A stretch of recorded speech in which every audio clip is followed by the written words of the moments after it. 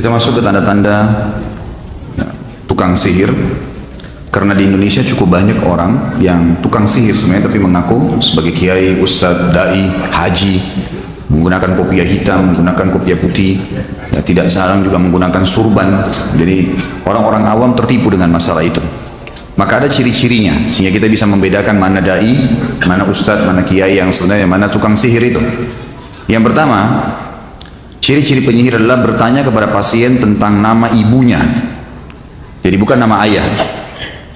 Dan ini seringkali mereka lakukan. Sayangnya saya bilang banyak lembaga-lembaga kita mengikuti cara-cara penyihir ini. Siapa nama ibu kandung Anda? Karena dalam Islam kita tahu ajaran Allah Subhanahu wa taala, ajaran yang benar adalah menanyakan siapa nama ayah. Walaupun ayah kita orang kafir, tetap saja kita nisbatkan diri kita kepada dia. Ya. Maka menanyakan ciri pertama adalah siapa nama ibu kandungnya. Yang kedua, meminta hewan dengan kriteria tertentu. Misal ayam hitam, ayam putih, atau jenis burung-burungan. Ya. Itu didatangkan. Dan ini tidak mungkin, mustahil terjadi pada seorang ustadz atau kiai yang benar. Di jalan Allah nggak mungkin. Saya mau jawab pertanyaanmu tapi bawa kepada saya ayam putih. Itu nggak mungkin terjadi. Pernah nggak ada di sini saya minta ayam putih darinya? Hah? Atau minta kambing? Tidak pernah sama sekali. Nah, itu ciri-ciri mereka. Yang ketiga, meminta darah dari hewan yang disembelih. Kalaupun hewan itu sudah didatangkan, dia suruh sembelih atau dukunnya menyembelihnya, tapi cara menyembelihnya sesuatu yang aneh, baik dengan menggunakan silet misalnya sehingga hewan itu tersiksa, atau menarik kepalanya, atau menjepit dan seterusnya.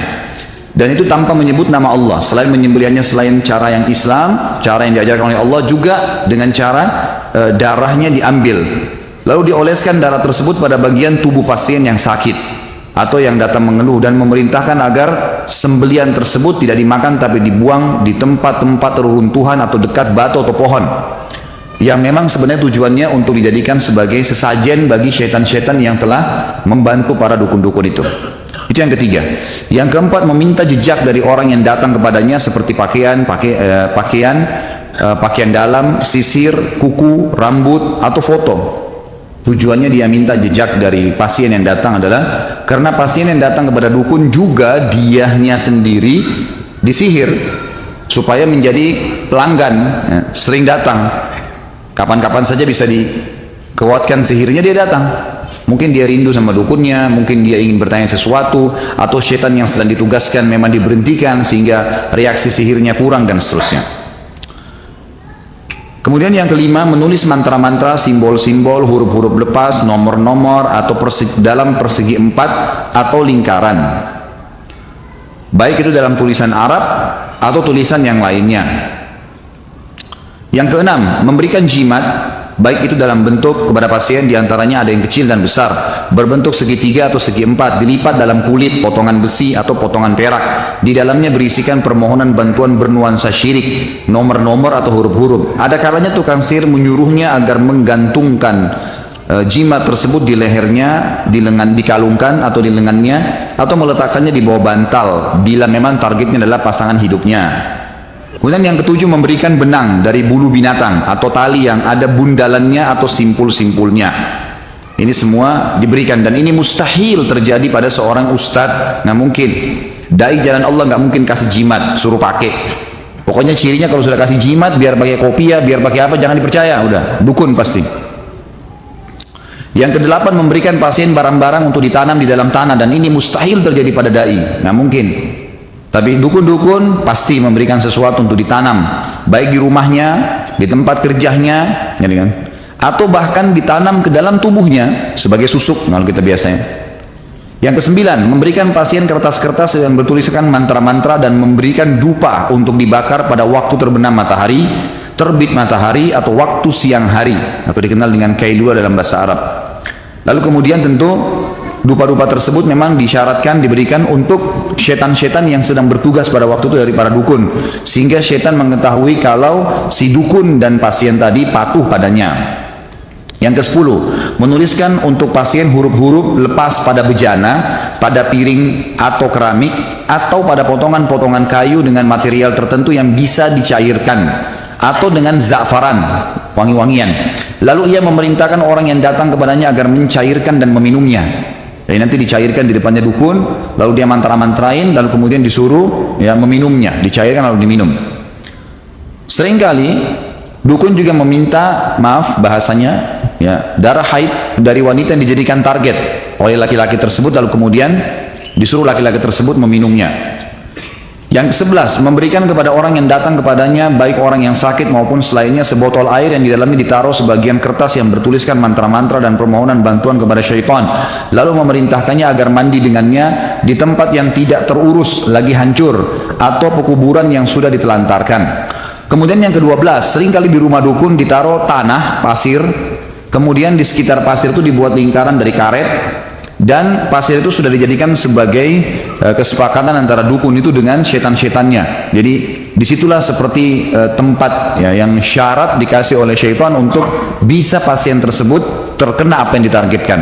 Maka pasien pun menginjak ya, pasir itu dan masuk ke dalam lingkaran tadi. Yang ke-13, membaca cangkir, menghidangkan minuman, kopi, teh, sirup ya, kepada pasien yang sebenarnya sudah dimantrain, atau kadang makanan sebagai syarat, baik itu ketan, gandum, apa saja ya, yang memang diberikan untuk dimakan, dikonsumsi oleh pasien tersebut yang sebelumnya sudah dimantrain. Maka pada saat tersisa kopi tersebut lalu dituang di cangkir, di piring, di anak piringnya, lalu kemudian diterkalah atau ditebaklah apa yang sedang menjadi jalan keluar dari masalah pasien tadi. Dan ini semua dusta ya, ini semua dusta hanya untuk menipu. Yang ke-14, membaca telapak tangan, garis-garis wajah ya, ini semua ciri-ciri dukun. Nggak ada ustadz yang bilang sini saya lihat wajah kamu, sini ya, sini telapak tangan kamu, sini saya lihat kuping kamu. Itu semua tidak benar. Yang ke-15, dukun menaruh kerikil, rumah kerang, biji kurma atau biji gandum di atas kulit binatang buas atau di atas sepotong kain yang khusus ditenun untuk praktek itu. Yang ke-16, menuangkan timah yang sudah dicairkan di sebuah wadah. Jadi timah dicairkan di sebuah wadah, sengaja dicairkan lalu kemudian diletakkan di depan pasien tersebut lalu dimantra-mantrain. Ke-17, memberikan cincin yang diukir dengan sebagian simbol dan mantra dengan bahasa cincin sudah diisi atau diberikan sesuatu. Ini paling banyak di Indonesia ya.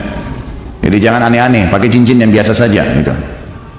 Yang ke-18, menampakkan simbol pengobatan untuk menipu orang awam dan orang-orang bodoh, seperti obat-obat dokter, bacaan-bacaan yang disyariatkan. Coba amalkan misalnya ayat kursi 100 kali, coba minum obat ini dan obat itu, tapi ternyata di sisi lainnya semuanya dikemas dengan sihir. Karena ayat Al-Quran bila ditambah satu huruf atau dikeluarkan satu huruf atau ditambah bahasa daerah atau nama seseorang, sudah berubah fungsi dari Al-Quran menjadi alat sihir. Jadi misal orang baca ayat tertentu, kemudian dipotong tengah-tengah, lalu dimasukkan bahasa daerah atau nama orang, atau dikurangi satu huruf ditambah satu huruf, maka cukup untuk menjadi alat sihir. Ke-19, menyuruhnya agar menggantungkan kharazah. Kharazah ini manik-manik biasanya berwarna biru, atau wada'ah, rumah kerang di leher hewan tunggangan atau kendaraan atau di dalam rumahnya. Amin. Jadi ini biasanya dibuat dengan ukiran-ukiran tertentu ya. Ke-21, tukang sihir menulis ya, Al-Quran, kemudian ditetesi darah haid untuk merendahkan Al-Quran, menulis sebagian ungkapan-ungkapan syirik, simbol-simbol, permohonan batuan dan tulisan-tulisan yang keji atas Allah Subhanahu wa Ta'ala. Jadi biasanya ada ayat Al-Quran digunting oleh dukunnya, lalu dicelupin di darah haid, lalu dibilang dibungkus dengan kertas, ini simpan untuk menghina, seperti itulah. Kadang-kadang Al-Quran dibagi dua, dipotong, lalu ditaruh. Pernah kebongkar di Saudi itu, saya lihat cuplikannya, sampai Al-Quran dimasukin ke WC. Akhirnya ditangkap oleh kelompok Hizbah, ya, kelompok Hayy Amil Ma'ruf Nahi Mungkar, lalu dikeluarkan Al-Quran tersebut, lalu dicuci dengan bersih, lalu dituangin dengan minyak wangi oleh Hay'ah, lalu penyihirnya dipenggal lehernya. 22, tukang sihir atau dukun memberikan kepada orang yang datang kembali kepadanya benda-benda aneh seperti telur yang bertuliskan mantra atau tulisan Arab atau gembok yang dilipat dengan kulit dan mantra. Ini semua mustahil ada pada seorang dai atau ustadz, nggak mungkin. 23, menyuruhnya agar membawa kulit serigala atau giginya atau mengikatkan benang-benang hitam pada mobilnya. Semua itu termasuk ketergantungan kepada selain Allah. Seperti di sini ada gambar juga mobil truk, biasanya di spionnya besar supaya selama dikasih kain hitam, gitu kan. 24, meminta benda-benda aneh yang sulit untuk dipenuhi jika pasien tidak mampu mendatangkannya karena si dukun mau menipunya, mau mengambil uang darinya. Maka tukang sihir meminta sejumlah uang besar darinya seraya mengatakan, aku akan mendatangkannya untukmu dari raja jin Di antara contohnya meminta 11 tikus yang ditangkap pada malam pada waktu siang, atau meminta tikus yatim atau kera buta. Ya ini, saya sebagai ustadz aja baru tahu ada tikus yatim ya. Susah tuh kena nyari tikus yang mati ayahnya kan. 25. Tukang sihir atau dukun mengabarkan identitas seseorang, namanya, nama ibunya, daerah asalnya, dan problem yang sedang dihadapinya yang karenanya dia datang. Jadi ternyata semua dukun itu, semua dukun, di depan rumahnya ada syaitan yang bertugas, ditugaskan sama dia. Syaitan ini setiap ada pasien datang bekerja sama dengan korinnya orang itu, pendampingnya dari syaitan. Jadi mereka komunikasi, ini orang ada masalah apa sih, korinnya tahu semua nih, orang ini begini, orang ini begini, orang ini begini, lagi ada masalah rumah tangganya, lagi begini, lagi pusing dengan masalah kerjanya, lagi punya utang, dilaporin semua. Jin syaitan yang bekerja sama sama dukun ini datang melapor, nih orang begini, begini, begini, begini, begini, nama orang tuanya, nama semua. Begitu masuk, kamu si fulannya, nama ayah kamu ini ya, nama ibu kamu ini ya, dan seterusnya, gitu kan? Maka ditebak semua, kau punya masalah ini kan, kau punya masalah ini kan. Maka itu semua ciri-ciri dukun. Kalau ustadz mustahil tahu masalah itu, gitu kan? Kemudian 26, memberikan air kepada sebagian pasien seraya memerintahkannya agar meletakkannya di bawah cahaya bintang-bintang. Itulah yang biasa mereka sebut dengan air yang terkena cahaya bintang. Ini termasuk praktek para tukang sihir. Yang ke-27, qomat kamit dan membaca azimat dan mantra-mantra yang tidak bisa difahami maknanya. 28, ciri yang terakhir adalah menyuruh pasien agar membundali benang-benang dan tali-tali pada pohon tertentu, sehingga pasien tersebut meyakini benang itu bisa memberikan manfaat. Seperti itulah. Ini ciri semuanya dukun dan penyihir.